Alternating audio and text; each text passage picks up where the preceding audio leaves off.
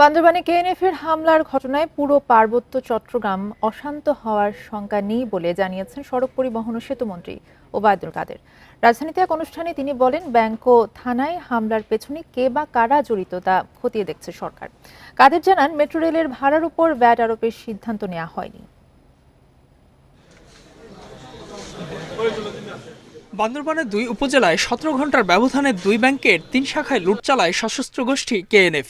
বৃহস্পতিবার রাতে থানচি থানায় হামলা চালায় সন্ত্রাসীরা। এসব ঘটনায় উদ্বেগ জানিয়েছেন নিরাপত্তা বিশ্লেষকরা।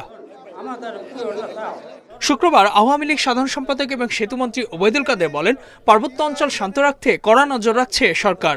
সশস্ত্র তৎপরতা শুরু করেছে, এটা আমাদের নলেজে আছে। এর উৎস কোথায়? তবে আমি বলতে পারি সরকার অত্যন্ত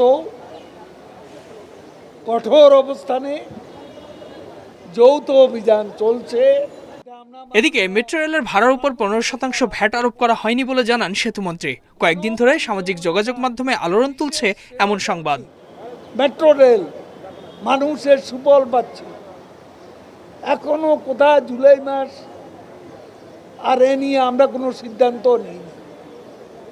সরকারের উচ্চ পর্যায়ে কোনো সিদ্ধান্ত আর আগে হুট করে কারা এ ধরনের খবর দিলেন আমি জানি না।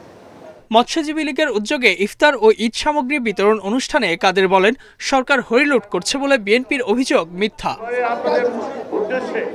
Ijazur Rahman, independent news, Dhaka. এই ঈদে দেশ জুড়ে কেনাকাটার ফুর্তি হবে শুধু বিকাশে, সাথে ডিসকাউন্ট কুপন, ইনস্ট্যান্ট ক্যাশব্যাক।